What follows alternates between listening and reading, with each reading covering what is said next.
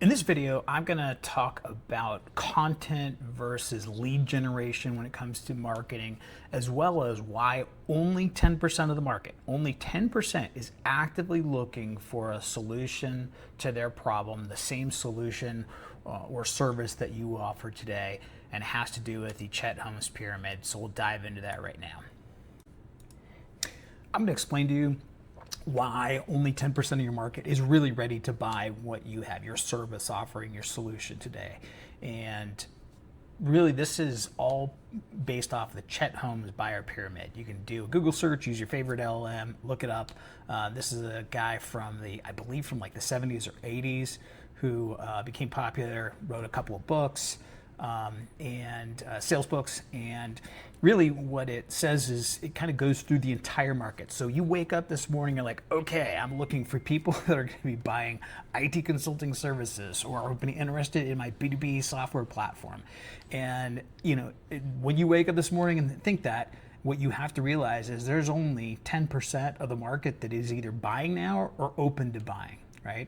And so what do you do with the other 90%, right? And really, I will tell you, it's not even 90%, it's more like 60%. There's going to be 30% that just aren't even in your industry or will never buy your offer.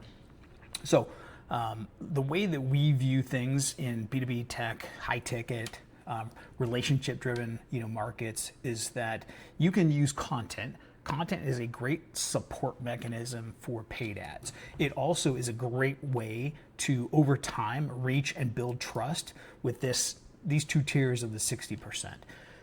But really, you use that in conjunction with paid ads. Paid ads is really going to be the only way that you can actively seek out and get a response from high intent prospects who are looking to buy now.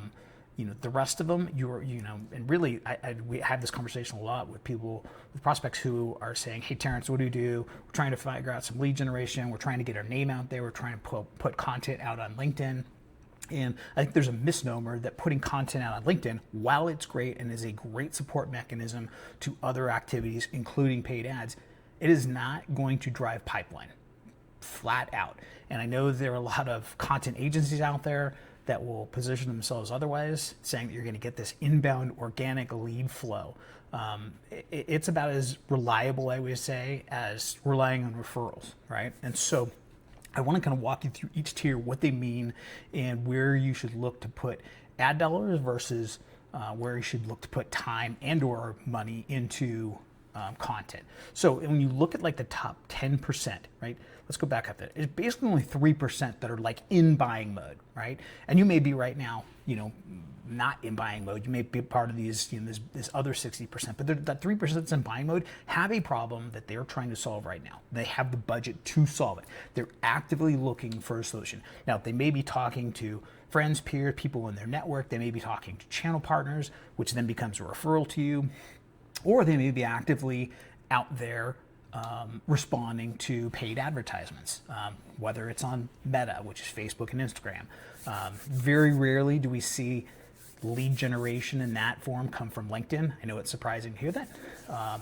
Google search and Google ads on YouTube is a good mechanism, but there's only the 3% that are actively looking to solve their problem with budget right now. The other 7% are open to it. It's probably not a burning need, and let's just go through this, right? So there's the 3%. 3% have budget. They may have a deadline. They're literally evaluating vendors with a specific role of purchasing a software solution or purchasing a service, right? They have an active project, approved budget, comparing solutions, out there, shopping, looking at case studies, booking demos, talking to different vendors, talking to different providers, and those are the best ones to get your ads in front of. Now, I will tell you that on a separate video, we can go through it more deeply as to why Meta is the best place for that and not LinkedIn. But really, that is the type of buyers. And Meta is great at putting the right messaging in front of the right buyers when they have high intent. But that's the best time. That is the best prospect to go after and put ads in front of is that 3%, right? Now, let's go to the next tier down, right? These 7%, they know they have a problem that they may have not have started looking for a solution. They may know it's there. It's kind of one of the 3 or 4 things that are a priority, right, on their desk. something's not working for them in their existing system, in their existing organization, whatever it may be, right? They feel the pain, but they probably haven't put that up in high enough in the priority list right now. They may have other burning things that they're taking care of, right? But they're still valid. They're still the ones that through paid ads you can call them out with that specific problem that they have and reach them, and they'll say, "Ooh, that person is calling out the exact problem I have. They must have a solution to it," right? And it's really you're articulating the problem that they're living with, and they may not know that there is a solution for it. Okay, so once you get past the 10%. These are people that don't see a problem yet. These next two tiers are probably the best folks to reach in terms of pulling into your funnel, top of funnel, getting them to raise their hands. Maybe if they're just curious, want more information. Sometimes we call those tire kickers when they get into our high intent process. But these are the folks that are great to put content in front of. Because over time, they may become, where they don't see a problem yet, into this area here where they know they have a problem, but they haven't started looking for a solution. So these two tiers here are the best ones to put content in front of constantly and to nurture, put into a nurture sequence over time, right? So this next tier they don't see that they have a problem yet, right? And definitely isn't their, priority, right? And these are great ones that you can use retargeting ads. Again, you can also do like lead magnets to get them to raise their hand, say, "Yeah, that's me," put them in the top of funnel, put them in a sequence, connect with them on LinkedIn, expose them to your content there over time. And then the next tier down may be ones that have said, we've tried a tool like this before, or we tried some before. Like, we have this CRM system and we've hired a consultant to come in and do, the dev work for us, and it just didn't work, right? And so they may have had a bad experience, they had a failed implementation, or something that fell short, and they've just kind of written the category off, right? And really, it's not because the problem went away, but they just got burned. We're like, that's it, I'm not dealing with it right now, right?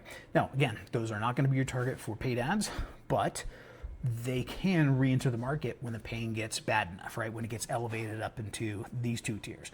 Again, a perfect prospect to pull in top of the funnel, put into your, to your nurture sequence, to expose to your content consistently over time with LinkedIn, and you become the trusted expert, the subject matter expert, in their eyes. And then finally, the bottom 30%. They're just not a good fit, right? They could be in the wrong industry. They could be, plumbers, electricians, government workers, whatever it may be, right? That just are not. So when you look at that, those entirely are not even going to be. So when you look at the market, you go, there's really only 70%. And so it's really an effective combination of using content as a support mechanism for paid ads. You can also use paid ads to get prospects into top of funnel. There's kind of two different ways to use paid ads. One is to get them on top of funnel, nurture sequence, etc. And the other method is to go after the 10%, the high intent prospects, qualify them through a process, to get them into calls to effectively convert them from prospects into pipeline. But I just want to kind of go over how those two things work, both content and the lead generation side, and really the content and paid ads side. So hopefully this helps. If you have any questions, do me a favor, drop them down in the comment section, let me know, and I'd be happy to answer them for you. Well, you know what I'm gonna ask for now. If you liked the content that you saw, do me a favor. Just give me a thumbs up, give the like button. That tells YouTube that there's people out there just like you that should be seeing this. Feel free to leave a comment, a question down below, and if you really like this and like some of the other videos, hit that subscribe button. So thanks again, and we'll see you on the next video.